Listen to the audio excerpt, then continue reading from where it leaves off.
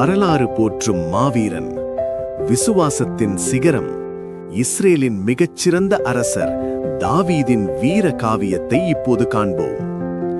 பெத்லஹேமின் பசும் புல்வெளிகளில் தன் தந்தை ஈசாயின் ஆடுகளை மேய்க்கும் ஒரு சாதாரண இடையனாகவே தாவீதின் பயணம் தொடங்கியது.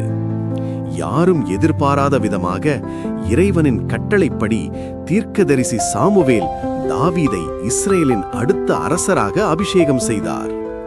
40 நாட்களாக இஸ்ரேலிய இராணுவத்தை ஏளனம் செய்து மிரட்டிக் கொண்டிருந்தான் 9 அடி உயர ராட்சதன் கோலியாத்.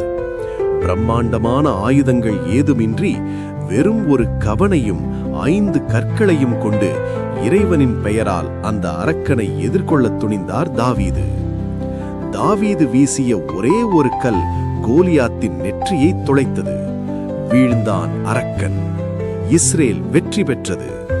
தாவீதின் புகழ் ஓங்கியதைக் கண்டு மன்னர் சவுல் பொறாமை கொண்டார். தாவீதை கொல்ல அவர் பலமுறை முயன்றார். கொல்லத் துடித்த சவுலுக்கு பயந்து தாவீது காடுகளிலும் குகைகளிலும் பல ஆண்டுகள் தலைமறைவாக வாழ வேண்டியிருந்தது. சவுலின் மரணத்திற்கு பிறகு தாவீது இஸ்ரேலின் மாபெரும் மன்னராக முடிசூட்டப்பட்டார். எருசலேம் அவரது தலைநகரமானது.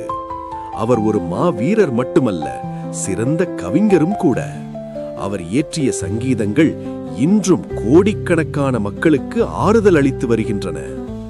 ஆட்டு இடையனாக தொடங்கி இறைவனின் இதயத்திற்கு உகந்த மனிதராக உயர்ந்த தாவீதின் கதை விசுவாசம் இருந்தால் எதுவும் சாத்தியம் என்பதை நமக்கு கற்பிக்கிறது. கதை பிடித்திருந்தால் ஸ்வீட் ஃபீலிங்ஸ் சேனலை சப்ஸ்கிரைப் பண்ணுங்க, வீடியோவினை லைக், கமெண்ட், ஷேர் பண்ணுங்க.